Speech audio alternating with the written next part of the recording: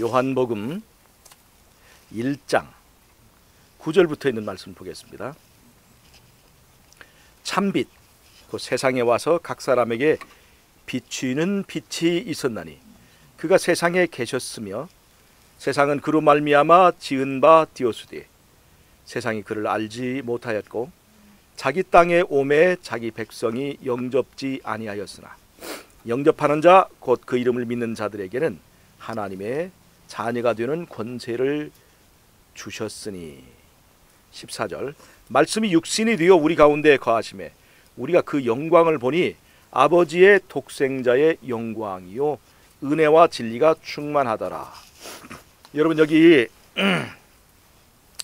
요한복음 1장 9절에서 말씀하신 참빛 그 세상에 와서 각 사람에게 비치는 빛이 있었다고 하는 이 빛은 누구를 가리키는 것입니까? 예수님을 가리키는 거죠. 지금 요한복음 1장 1절에 보면 태초에 말씀이 계시니라 이 말씀이 하나님과 함께 계셨으니 이 말씀은 곧 하나님이시니라. 이 하나님이시라고 하는 이 말씀 바로 그분이 누굽니까? 예수님을 말씀하시는 거예요. 그 예수님을 이 세상에 오신 참빛으로 지금 설명하고 있는 거예요. 참빛이 와서 9절에 세상에 와서 각 사람에게 비췄다고 이렇게 말씀하셨습니다. 자, 오늘 여러분 우리가 이제 밖에 유채꽃 피는 이 야유에 나와서 예배를 드리다 보니까 빛이 너무 환하죠? 형광등 빛이나 또 다른 어떤 빛으로도 이제 표현할 수 없는 아름다운 빛이 있는데 이 빛은 무슨 빛입니까? 태양빛이죠. 태양빛. 여러분 잘 보세요. 태양빛이 비쳐야 이 식물들이 이 나무들이 자라고 잎사귀에서 그 빛을 받아들여서 그 잎사귀를 통해서 탄소 동화 작용을 합니다.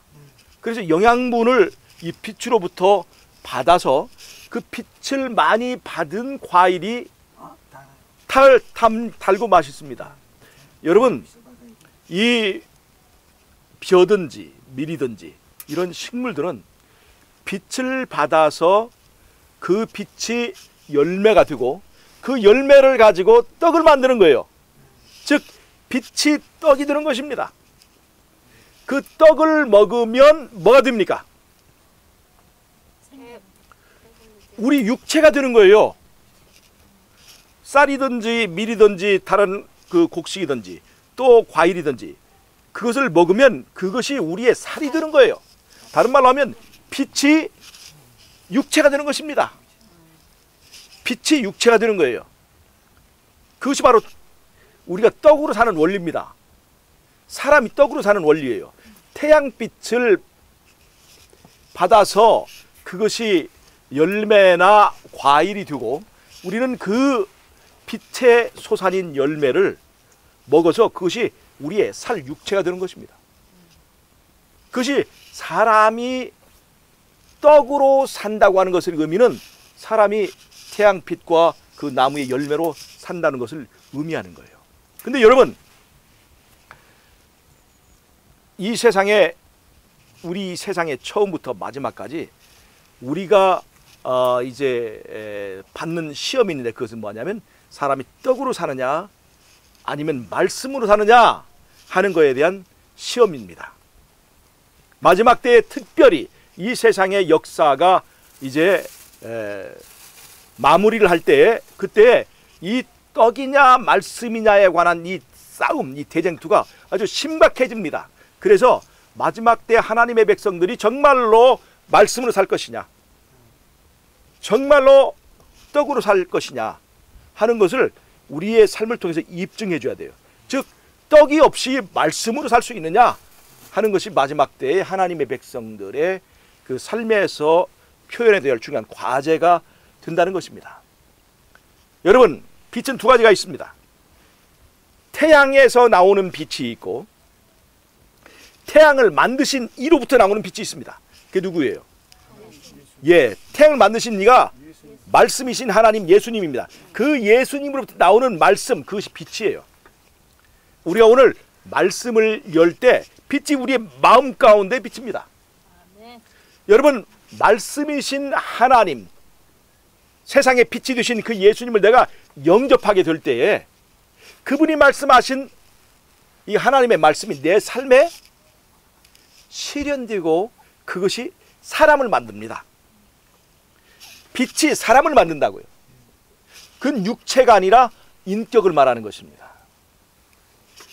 빛은 가만히 있지 않고 육체를 만들거나 아니면 사람을 만들어. 이 사람이라는 것은 육체를 초월한 어떤 인격체를 말하는 거예요.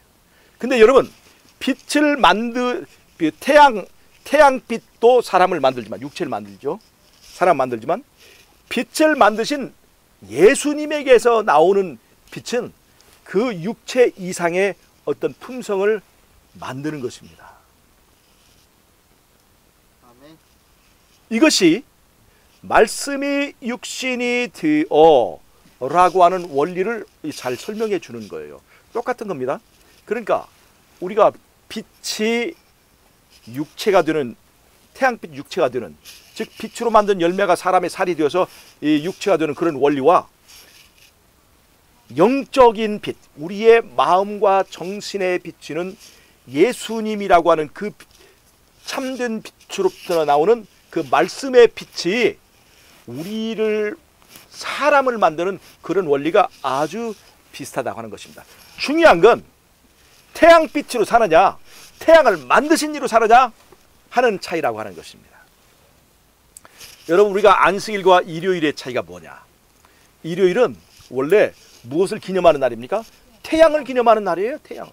근데 안식일은 태양을 기념하는 것이 아니라 태양을 만드신 이를 기념하는 거예요. 창조물이 아니라 창조주를 기념하는 것입니다. 그래서 이 안식일은 누구를 만나는 거예요? 하나님이신 말씀. 그 말씀을 누구를 통해서 만나요? 말씀을 통해서 우리가 예수님을 만나는 것입니다.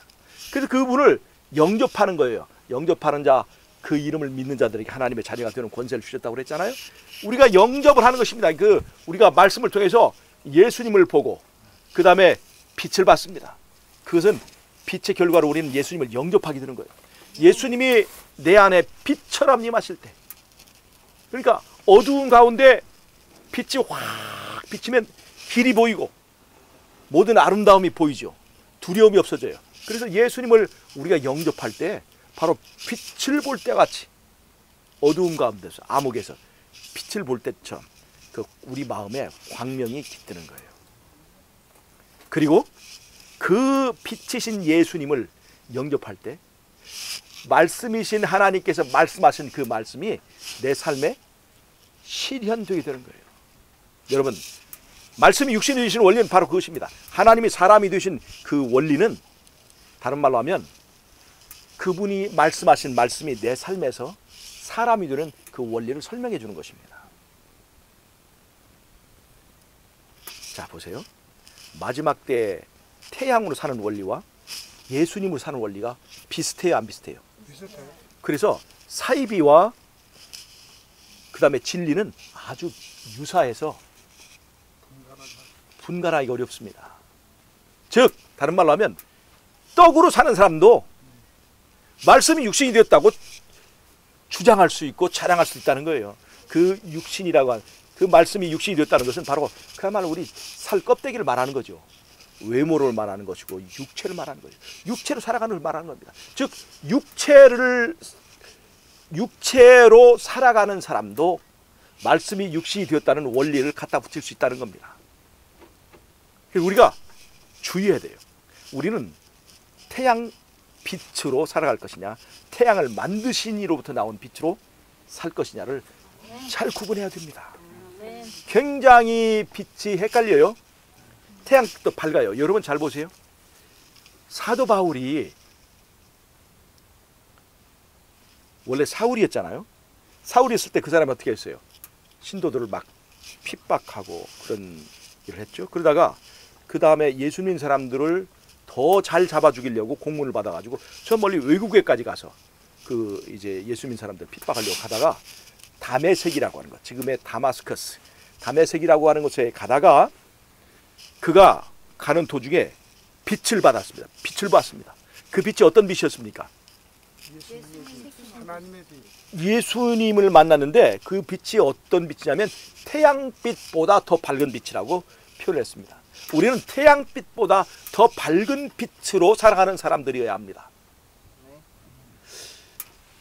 여러분, 형광등에 전기가 탁 통하면요, 형광등에 있는 먼지가 보일까요, 안 보일까요?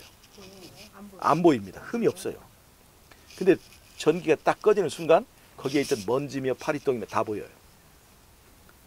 여러분, 우리에게 말씀의 전류가 흐르고 있을 동안에, 즉 예수님이 내 안에 계셔서 예수님의 전류가 내 삶에서 이렇게 투영되고 있을 때는요, 그 사람이 흠이 없는 사람입니다.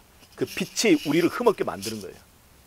그런데 내 안에서 이 빛 되신 예수님이 사라지는 순간 내 안에서 흠이 보이는 거예요. 흠이 보이느냐 안 보이냐는 내 안에 예수님이 살아계시냐 안 살아계시냐의 차이가 되겠습니다. 여러분, 태양빛이 빛으로 살아가는 이 식물들은 하루의 빛으로 살아갑니까? 날마다의 빛으로 살아갑니까?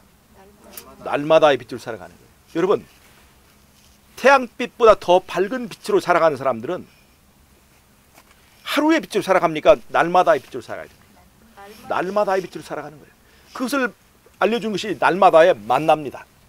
하나님께서 한꺼번에 한 캡슐만 먹으면 40년 동안 다 견딜 수 있는 단번에 구원의 만나를 주실 수가 있는데, 날마다 그거를 이렇게 구하게 하셨습니다. 여러분, 우리는 날마다의 만나로 살아가야 됩니다. 날마다의 믿음으로 살아가야 됩니다. 믿음은 날마다의 믿음이라는 걸 아셔야 됩니다.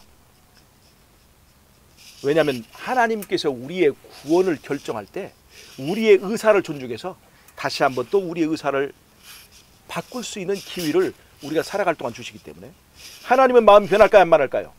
하나님은 안 변하셔요. 한번 먹으면 안 변하셔요. 근데 누가 변합니까? 그 변할 수 있는 자유를 누가 주셨어요? 하나님이 주셨어요. 우리는 우리의 믿음을 바꿀 수 있는 권리를 가지고 살아갑니다. 그래서 우리가 변할 수 있기 때문에 우리는 누구는 믿어야 돼요? 하나님을 믿고 예수님을 믿어야 돼요. 그러나 우리 자신을 믿어서는 안 됩니다. 우리 자신을 믿는 사람들은 장담을 잘해요. 내가 어떤 사람인데, 나는 한번 마음먹은 대로 하는 사람이야. 그 누구예요? 베드로가 한 사람이 아니에요. 예수님이 야, 너 조심해, 너 위험하다 그럴 때 예수님, 내가 어떤 사람인데요. 믿음을 자랑하면 안 됩니다. 믿음의 대상인 예수님을 자랑할전정 우리의 믿음을 자랑해서는 안 돼요. 우리는 우리를 믿어서는 안 됩니다. 그래서 우리는 날마다 바라봐야 됩니다. 변할 수 있는 기회가 우리에게 있어요. 그래서 우리는 바라봐야 되는 거예요. 그러면 이 믿음의 행동이 나중에 시간이 지나면 그것이 습관이 됩니다. 습관. 처음에는 아이들이 이빨을 닦으라고 하면, 이를 닦으라고 하면 막 싫어하죠. 근데 그렇게 습관이 들고 이 닦는 습관이 그것이 들면 나중에 밥 먹고 이 안 닦으면 어떻게 돼요? 불편하죠. 이 닦는 것이 너무 쉬워지는 거예요. 점점 믿음대로 사는 것이 쉬워지고 편해지는 겁니다. 믿음 밖으로 나가는 것이 불편해지는 거예요. 그러다가 이제 점점 매일의 빛을 받고 더 깊은 빛을 받고, 이제 나무가 자라고 잎사귀가 많으면 점점 더 빛을 더 많이 받아들이게 됩니다. 그러면 그 삶에서 열매가 나타나고, 빛을 많이 받을수록 습관이 변해서 뭐가 되냐면 품성이 돼가는 거예요. 품성이 돼가는 그 단계는 뭘 말하냐면, 이제는 이 사람이 변하지 않는 거예요. 그의 믿음이 변하지 않는 상태에 도달하는 것입니다. 그 과정에 이룰 수 있도록 우리에게 충분한 시간을 주는 것이 이 땅에 사는데 우리에게 은혜의 시간을 넉넉하게 주신 거예요. 빛을 받아서 그것이 하나의 행위가 되고, 그것이 습관이 되고, 그것이 어떠한 유혹과 핍박이 있더라도 변하지 않는 하나의 사람이 되도록, 그게 하나님께서 우리에게 시간을 주신 것입니다. 여러분, 20대의 얼굴, 10대의 얼굴은 타고나는 것이지만 40대의 얼굴은 만들어지는 것입니다. 그 이해하시죠? 그 사람이 20대에 아무리 예쁜 얼굴이라도 자꾸 찡그리고 그 다음에 자꾸 화내고 하면요, 40대쯤에는 얼굴이 주름과 이런 것들이 그런 꼴로 변해져 갑니다. 그런데 얼굴이 이 죽은 게 투성이고 그 했어도 성령 받은 사람의 얼굴은 말이죠, 굉장히 아름답습니다. 제가 이 말을 해서 좀 뭐하지만, 이 말을 쓸 때 꼭 우리 심영숙 집사의 얼굴을, 심영숙 집사를 표현합니다. 심영숙 집사 참 못생기기로 하면 이 말을 하면 어떻게 될지 모르지만 참 못생겼어요. 그런데 지하철에서 하나님의 말씀을 전할 때는 그 얼굴에 광채가 납니다. 저는 천사 같아요. 하나도 못생겼다는 생각이 안 들어요. 지하철에서 말씀을 전하고 딱 나오면 다시 또 전기가 꺼져서 주근깨가 보이는데, 정말 그 사람이 담대하게 복음을 전할 때는요, 전혀 주근깨가 보이지 않아요. 광채가 나요. 그래서 우리가 타고난 얼굴이 부족할지라도 성령에 의해서 그 사람이 자라난 사람은요, 나이 먹었을 때 참 얼굴에서 은혜가 나옵니다. 그게 품성화되는 거예요. 믿음이 품성화되는 것이 얼굴로 표현되고 그 다음에 우리의 인격으로 표현이 됩니다. 그렇게 되면 잘 변하지 않아요. 이렇게 변하지 않게 된 상태에 있는 사람을 마지막 때 쓰는데, 그것이 바로 늦은비 성령입니다. 여러분, 늦은비 성령은 사람을 변화시키는 성령이 아닙니다. 이미 완성되어서 변하지 않게 된 상태에 있는 사람을 쓰시려고 거기에 이제 변하지 않게 인을 치는 거예요. 변하지 않게. 그것이 바로 늦은비 성령이에요. 그래서 늦은비 성령을 받아가지고 커다란 변화를 기대하는 사람은 낭패를 볼 수가 있습니다. 그럼 변화는 언제 있어야 될까요? 바로 오늘 내가 변해야 되는 거예요. 오늘 나에게 은혜의 빛이 비춰지는 이 순간에 내가 말씀을 바라보고 그분의 말씀에 감동받고 그분을 만나는 삶을 통해서 오늘 변화되는 것입니다. 여러분, 열처녀가 기름을 준비하는 것은 신랑이 올 때 준비하는 겁니까? 오늘 준비하는 겁니까? 바로 오늘 준비하는 거예요. 졸면서도 준비하는 거예요. 그래서 여러분, 오늘 우리가 빛을 바라보고 우리에게 예수님의 빛이 비칠 수 있는 기회가 있을 때, 그때 우리가 말씀을 찾으십시다. 마지막에는요, 도망 다니는 때에 성경책 보고 싶어도 못 봅니다. 도망 다니면서 어떻게 성경을 봐요? 그때는 안 돼요. 변화가 되지 않습니다. 성령 받아서 변화되겠다. 그 성령, 늦은 성령을 말할 때는 그 틀린 거예요. 성령을 언제 받는 거예요? 오늘 받는 것입니다. 매일매일의 성령, 매일매일의 말씀, 매일매일의 만나를 통해서 변화된 사람만이 마지막에 변하지 않도록 인치는 성령을 받을 것인데, 그것이 바로 늦은비 성령입니다. 자, 이제 여러분, 북한의 분기가, 이 북한 정권이에요. 김정은이만 사라지면 한반도가 평화롭고 세계가 평화롭습니다. 이나 참 이렇게 한 사람이 죽어서 모든 사람을 행복하게 해줄 구세주와 같은 역할에 지금 김정은이가 있어요. 한 사람이 죽으면 이 세상이 행복해지고 우리 한반도 행복해지는, 자기가 알아 죽었으면 좋겠는데 알아 죽을 것 같지는 않아요. 예, 하나님께서 심판하실 거예요. 예, 그래서 한 사람이 죽어서 얼마나 행복한지가 이제 우리의 이 한국 사람들의 경험에서 나올 거예요. 얼마 남지 않았습니다. 이 말은 다른 말로 하면 우리가 복음을 땅끝까지 전파해야 되는 사명이 반드시 완수되어야 예수님께 오시는데, 그 복음이 땅끝까지 전파되는 것을 가로막는 커다란 역할을 하는 것이 바로 이게 이 김정은이 정권과 시진핑 정권이에요. 이 공산주의 정권들이. 복음이 전해지지 못하도록 지금 막고 있는 거예요. 그래서 이 두 정권이 반드시 무너져야만 되게 되어 있습니다. 예수님이 오시려면. 그래서 그 길에서 지금 안간힘을 다하고 있는 이 김정은이가 지금 미국과 싸우기 전에 누구하고 싸우냐면 하나님과 싸우는 거예요. 하나님의 계획표와 싸우는 거예요. 그래서 얼마 남지 않았습니다. 이 말은 복음의 길이 열리는 때마다, 열릴 때 그때를 위해서 우리는 뭘 해야 되냐면 복음을 전달할, 복음을 전파할 그 준비를 우리가 해야 된다는 것을 말하는 것입니다. 우리는 일어나 깰 때가 됐습니다. 오늘 또 우리가 이 안식일에 태양빛으로도 즐기지만은, 그래서 떡으로만 살 것이 아니요, 떡 없이 살라는 게 아니에요. 떡으로만 살 것이 아니요, 태양빛으로도 살지만 태양을 만드신 이의 얼굴에서 나오는 그 아름다운 품성과 성령의 빛으로 우리가 오늘 사는 사람이 되어야 되겠습니다. 그래서 말씀이 육신이 되어서 예수님께 이 땅에 오신 것처럼 예수님의 말씀이 내 삶에 나타나서 우리가 작은 하나의 성육신과 같은 새로 거듭난 그런 삶을 사는 저 여러분이 되시기를 바라면서 오늘의 말씀을 마치도록 하겠습니다. 자, 기도하고 마치겠습니다. 하나님 우리 아버지, 오늘 또 우리에게 빛을 주셔서 감사합니다. 우리에게 우리의 가슴에 비치는 하늘의 참된 빛을 우리에게 주셔서 감사합니다. 오늘 예수님을 영접하고 예수님의 말씀이 우리의 삶이 되는, 말씀이 육신이 되는 그런 놀라운 경험을 할 수 있도록 오늘 하나님이 이 안식일에 축복해 주시기를 예수님의 이름으로 기도드리옵나이다.